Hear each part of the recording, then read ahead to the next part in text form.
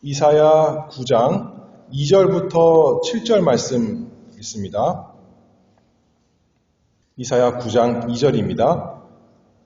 흑암에 행하던 백성이 큰 빛을 보고 사망의 그늘진 땅에 거하던 자에게 빛이 비치도다.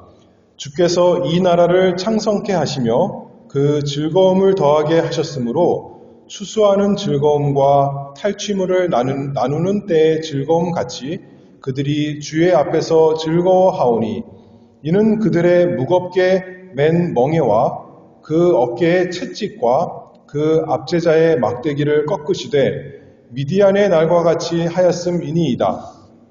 어지러이 싸우는 군인의 갑옷과 피 묻은 복장이 불의 섭같이 살라지리니 이는 한 아기가 우리에게 낳고 한 아들을 우리에게 주신 바 되었는데 그 어깨에는 정사를 메었고 그 이름은 기묘자라 모사라 전능하신 하나님이라 영존하시는 아버지라 평강의 왕이라 할 것임이라.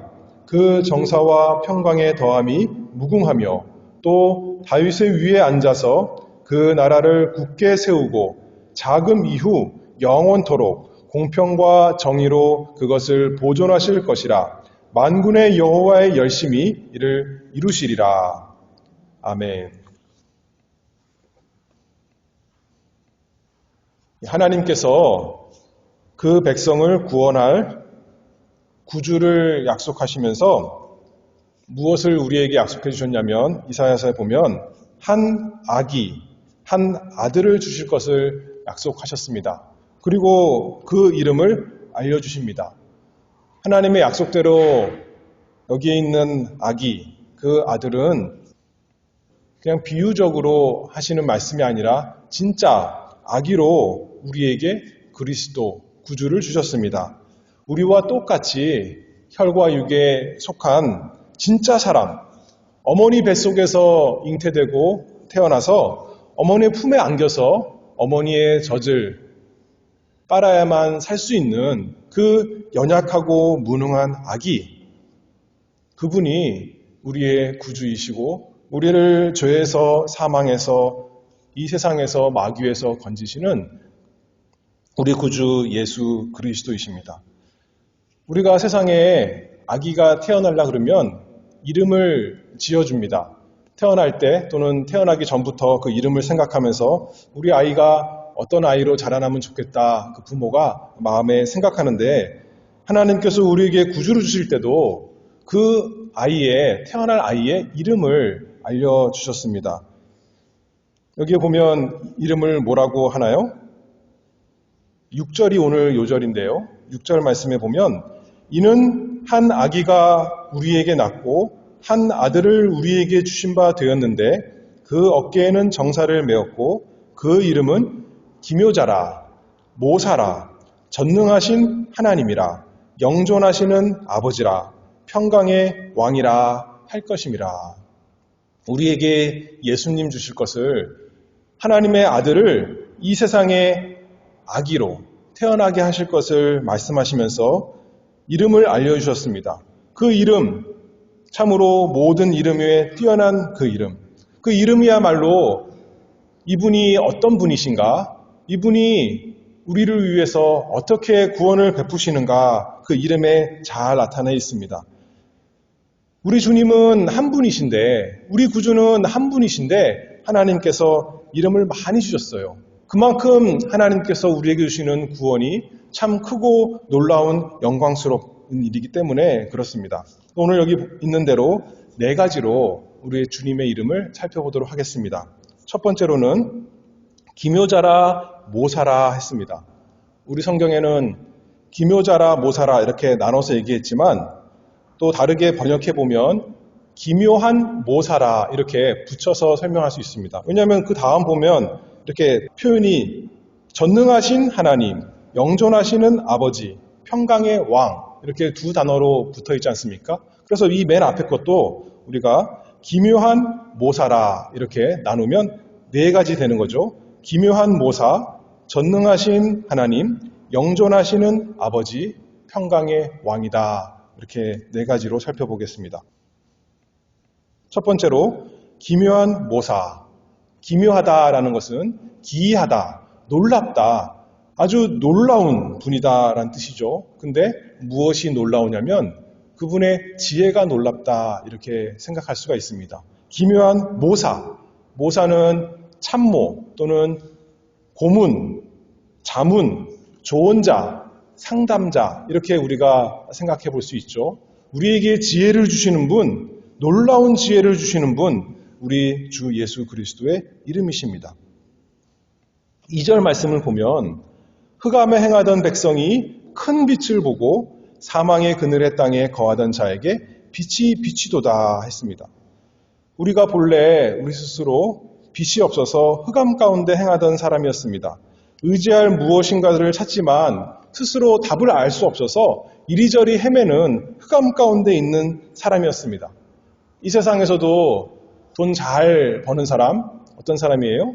변호사, 돈을 잘 법니다. 왜냐하면 사람들이 잘 모르는 그 사람들에겐 세상 사는 지혜, 그 법에 대한 지혜가 있어서 그것을 충고를, 조언을 잘 해주기 때문에 개인적으로 또 기업도 그렇습니다. 어떤 컨설턴트를 만나서 그 자기 기업을 잘 위해서 어떻게 하면 우리 그 기업이 잘 될 것인가 이렇게 충고를 받아서 조언을 받아서 그대로 잘 해보고자 합니다.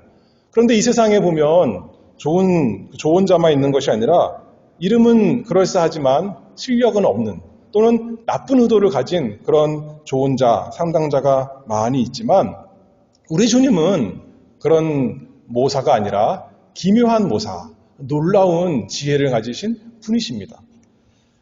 우리가 우리의 처음 조상 아담과 하와가 낙원에서 누구의 조언을 따라갔어요? 하나님의 말씀을, 하나님의 지혜를 따라가지 아니하고 사단의 악한 그 조언을 따라가서 온 인류에 사망이 임했습니다. 사람들이 그래서 그 이후로 에덴 동산 이후로 범죄에 타락한 이후로 우리가 고난을 당하고 삽니다. 이 세상에서 많은 문제가 있습니다. 그래서 어떤 사람은 정치가 문제다. 정치가 잘 해결되면 우리가 평화로운 세상을 살 것인데 그러면서 좌파와 우파가 나뉘어서 서로 싸우고 공산주의냐 민주주의냐 서로 싸우는 그런 시대죠. 또 어떤 사람들은 경제가 문제다. 정치가 문제가 아니라 우리가 먹고 사는 것이 문제다. 먹고 사는 것만 해결되면 이 세상이 평화로워질 텐데 먹는 것 때문에 서로 싸우는 것이 또 많이 있습니다. 뿐만 아니라 어떤 사람은 교육이 문제다. 우리가 교육을 잘 받으면 높은 그 교육을 받게 되면 이 세상에서 좀 교육받은 사람으로서 학식 있는 사람으로서 좀 교양 있게 살 텐데 우리가 교육이 문제다라고 하고 또 요새는 뭐까지 얘기하냐면 환경이 문제다. 환경이 참 문제라서 우리가 자연을 잘 보호하면서 살아야 된다. 여러 가지 이 세상에 문제가 많이 있습니다. 그 문제가 다 많이 있지만 문제가 아닌 게 아니죠. 그런데 가장 큰 문제는 그런 것들은 다 어떤 현상에 불과하고 가장 큰 문제는 우리 마음의 문제입니다.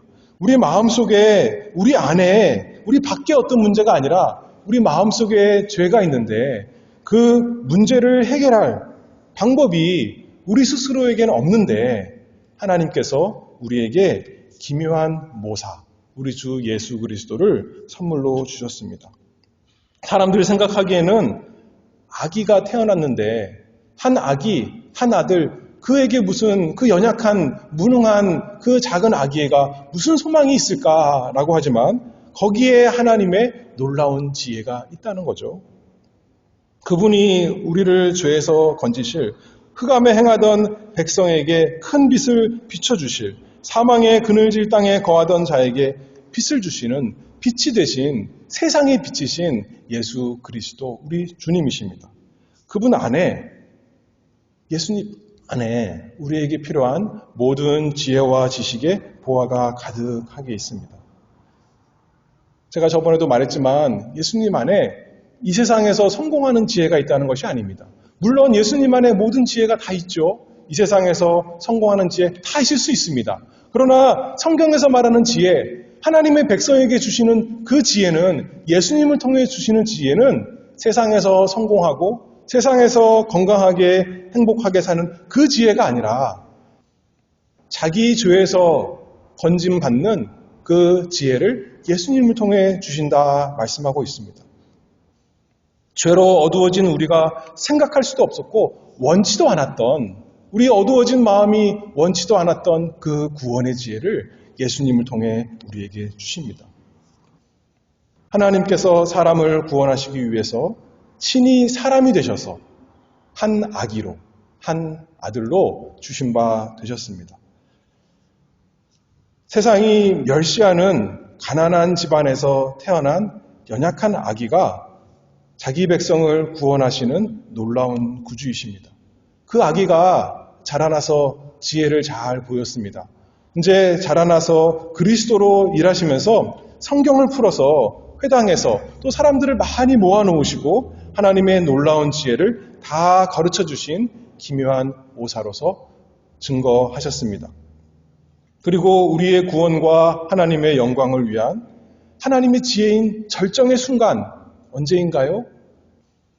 예수 그리스도의 십자가에서 정말 우리 하나님이 죄인을 어떻게 구원하시는가, 그 지혜를 다 보이신 우리 주 예수 그리스도가 하나님께서 우리에게 선물로 주신 기묘한 모사입니다.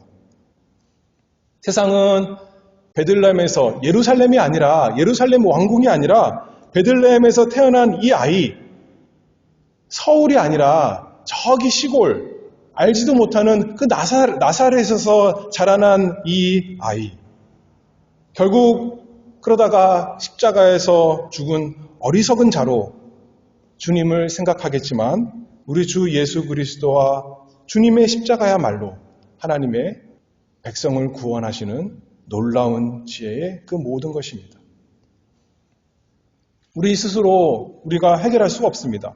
우리가 교육을 잘 받아서 좀 더 노력하면, 좀 더 부지런히 살고, 좀 더 성실하게 살고, 좀 더 신실하게 살면, 사랑을 베풀고 살면 우리에게 구원이 있는 것이 아니라 우리에게 누구를 주셨다는 거예요? 예수 그리스도를 선물로 주셨다는 겁니다.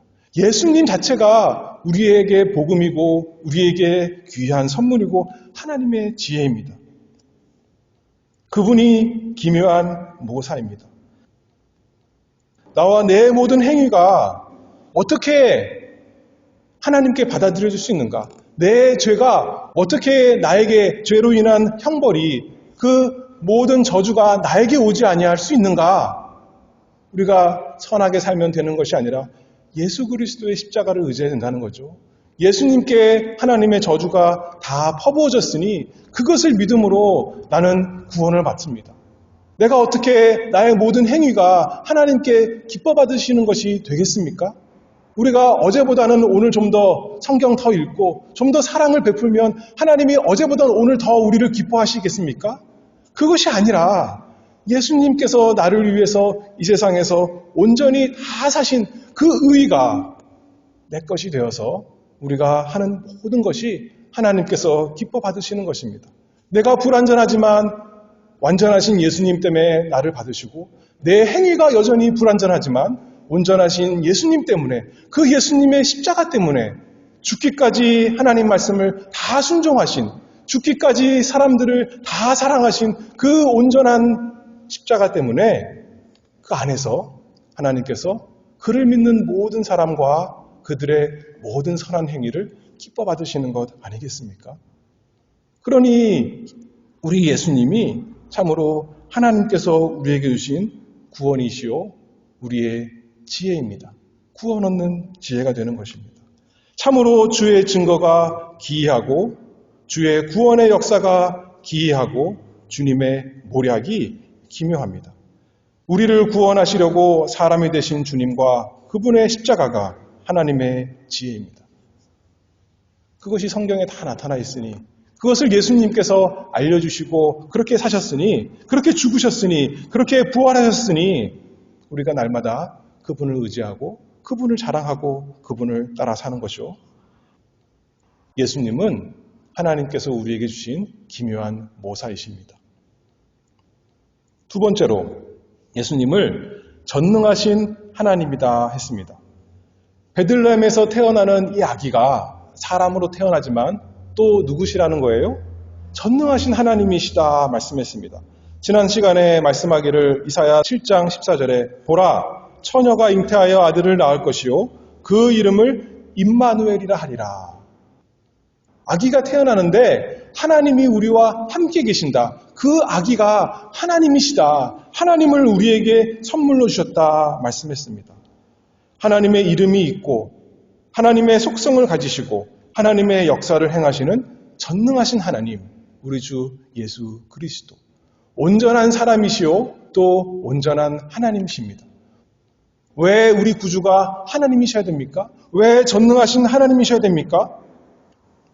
구약 성경에 보면 많이 얘기하잖아요. 요나가 물고기 뱃속에서 뭐라 그럽니까? 구원이 어디에서 온다 그래요?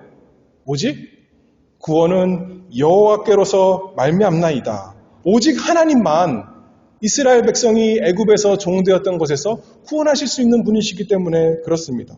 오직 하나님만 우리가 받아 마땅한 영원한 지옥 형벌을 단번에 받으실 수 있는 전능하신 분이시기 때문에 그렇습니다. 어떤 한 사람도, 어떤 의인도 우리를 위해서 대신 하나님의 저주를 받을 수가 없습니다. 어떤 거룩한 천사도 다 감당할 수가 없지만 오직 전능하신 하나님이신 우리 예수께서 우리에게 마땅한 죄값을 단번에 십자가에서 완전히 다 지불하셨습니다. 그래서 우리에게 마땅한 지옥문을 닫으시고 우리가 스스로 갈 수 없는 천국문을 여셔서 우리를 하늘나라로 인도하시는 전능하신 하나님, 능력 있는, 우리를 온전히 구원하실 수 있는 능력 있는 하나님, 우리 주 예수 그리스도이십니다. 그러니 동방 박사가 아기가 태어났는데 와서 무엇을 합니까? 아기인데 촌구석에서 마구간에서 누워있는 아기에게 엎드려 경배하는 것입니다. 왜냐하면 그분이 사람이지만 아기지만 전능하신 하나님이시기 때문에 우리 모든 하나님의 백성을 구원하시는 전능하신 하나님, 우리의 모든 죄를 없이 하시기 위해서 사람이 되시고 십자가에서 죽으신 하나님이시기 때문에 전능하신 하나님이시기 때문에 우리가 다 같이 경배합니다. 겉보기에는 연약하게 세상 보기에는 실패한 것 같습니다. 십자가에서 죽으셨으니까요. 그런데 성경에서 말하기를 골로새서 2장에 보면 능력으로 십자가에서 승리하셨다 말씀합니다. 제3일에 죽은 자 가운데서 살아나신 주님께서 말씀하시는 거죠. 내가 세상을 이겼노라. 누가 우리의 무거운 짐에서 그 죄의 종된 멍에에서 누가 감히 우리를 자유롭게 해방시킬 수 있겠습니까? 오늘 본문 말씀 보면 6절에 보면 예수님에게 대해서 말씀하기를 그 어깨에는 정사를 메었고 그 예수님의 직무의 책임에 정사를 그 모든 주장하는 것을 다스리는 것을 어깨에 메었다라고 했습니다. 그런데 성경을 살펴보면 특별히 복음서에서 예수님의 어깨에 메어진 것이 무엇이에요? 딱 한 개밖에 없습니다. 무엇이 예수님 어깨에 메어졌어요? 십자가입니다. 예수님께서 어떻게 전능하신 하나님으로서 우리를 구원하시고 우리를 다스리시나요?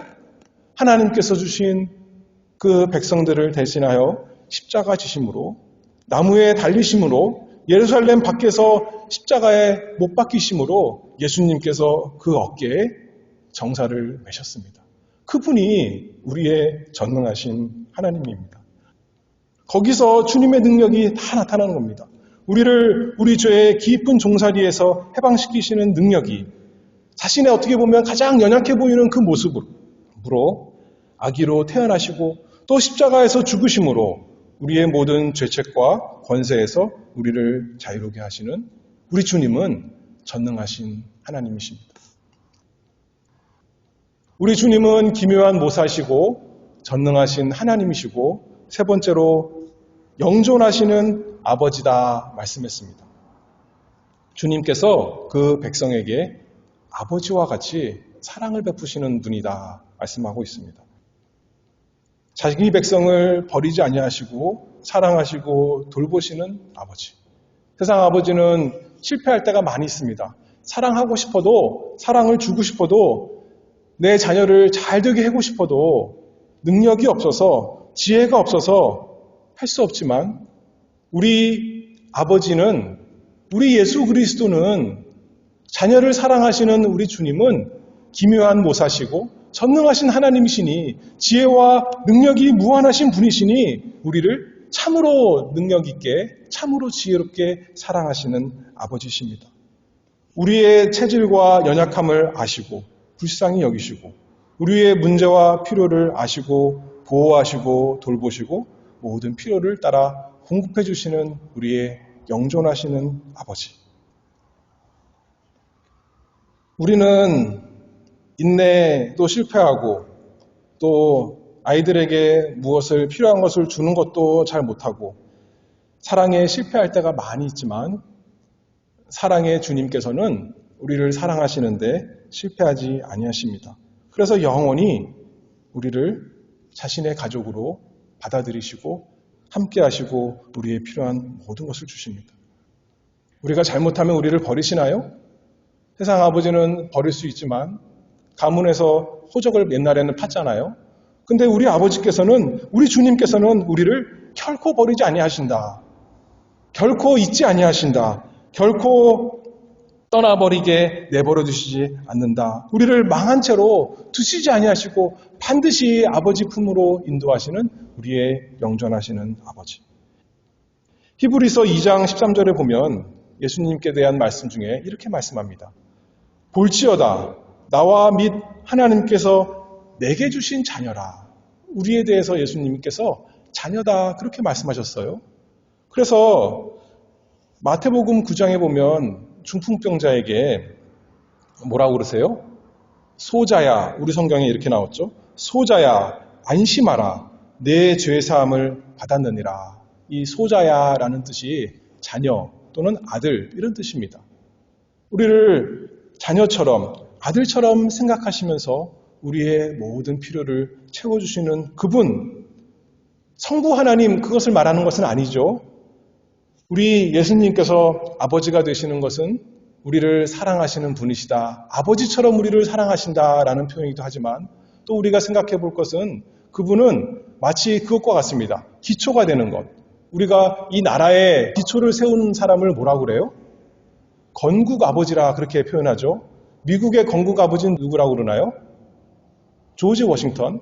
우리나라 대한민국의 건국 아버지는 누구라 그래요? 첫 번째 대통령인 이승만 대통령. 우리가 그렇게 흔히 얘기하는 것처럼 우리 예수님이야말로 우리의 구원의 기초를 세우신, 우리의 구원의 만세반석이신 근원 되시기 때문에 우리의 아버지십니다. 잠깐 아버지다가 잠깐 구원을 주시다가 우리가 잘못하면 그 구원을 뺏어가시는 그분이 아니라 영존하시는 아버지, 우리의 영원한 구원의 기초가 되시고 우리를 구원하시되 반드시 영원히 구원하시는 그 아버지와 같이 사랑으로 우리에게 베풀어 주시는 우리 주님이십니다. 그래서 예수님께서 그러셨죠. 고아와 같이 우리를 내버리지 아니하시고 버려두지 아니하시고 반드시 우리에게 찾아오시고 함께 해주시고 그래서 마침내 우리가 영원토록 아버지 집에 있게 하시는 영원하신 아버지십니다. 영원 전부터 하나님 뜻 가운데서 교회의 기초로 머리로 세우셨기 때문에 영원한 아버지시오. 또 영원 후까지 우리를 영원히 아버지 집에 있게 하시는 구원을 확정시켜 주시는 분이시기 때문에 우리의 영원한 아버지십니다.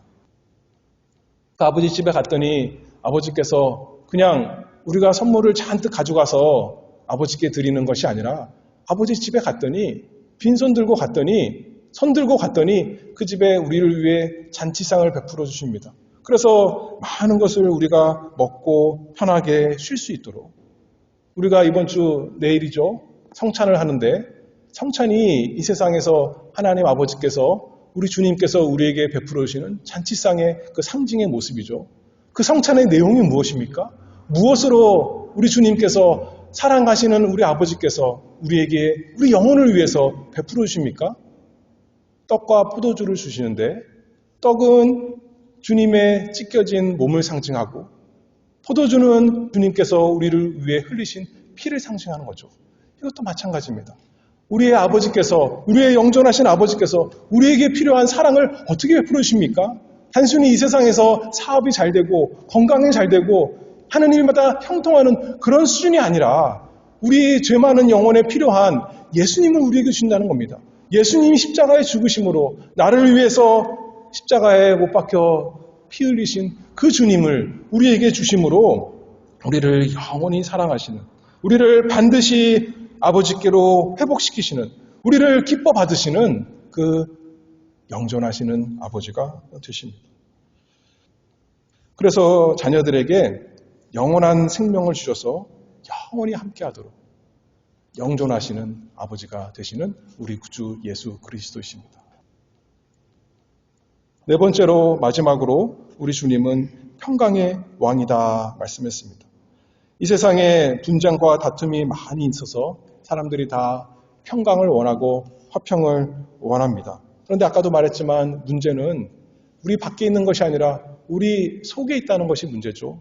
우리 마음이, 우리 영혼이 이 죄로 인해서 어두워진 망한 것이 문제인데, 하나님과 원수된 것이 문제인데, 그것을 위해서 예수님께서 평강의 왕으로 오셨습니다. 그냥 우리에게 평강하라, 화평하라, 그것이 아니라 자신이 죄인된 우리를 하나님께 회복시키기 위해서, 하나님과 화목하게 하기 위해서 자신이 십자가에서 하나님의 우리의 화목제물이 되셨습니다. 이사야 53장 5절 말씀에 우리가 잘 아는 말씀이잖아요.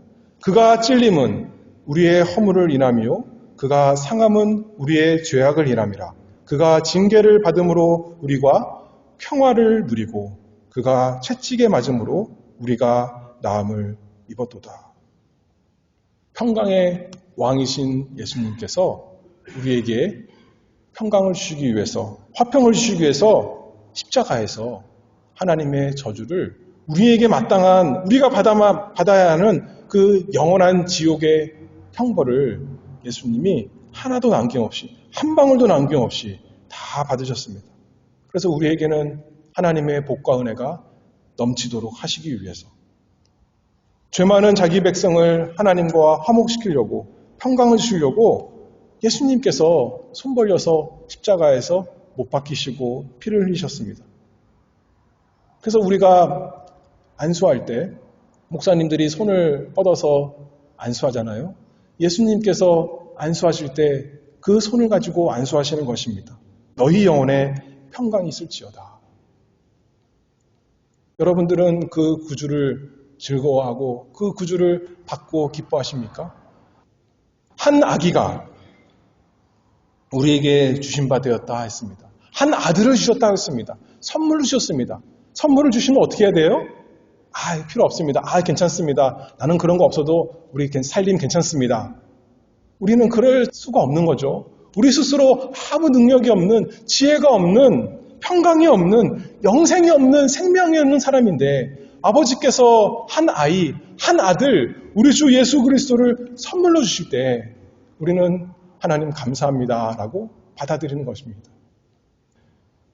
하나님 아버지께서 주시는 우리 주 예수 그리스도가 나의 기묘한 모사시요, 전능하신 하나님이시요, 영존하시는 아버지시요, 평강의 왕이십니다. 나의 구주입니다. 나의 하나님입니다. 내가 사랑하는, 나에게 가장 필요한, 다른 것은 다 없어도 되지만 예수님 한 분 하나님께서 주셨으니 감사합니다. 찬송하는 우리가 되기를 바랍니다.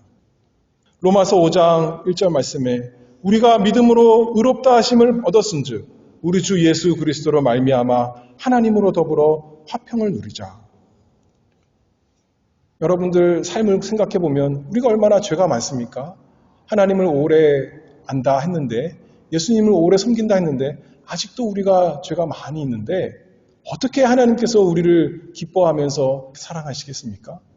뭐 때문이라고요? 하나님께서 우리에게 선물로 주신 예수 그리스도, 기묘한 모사. 그다음에 두 번째 뭐예요? 전능하신 하나님. 세 번째는 영존하시는 아버지. 네 번째는 평강의 왕.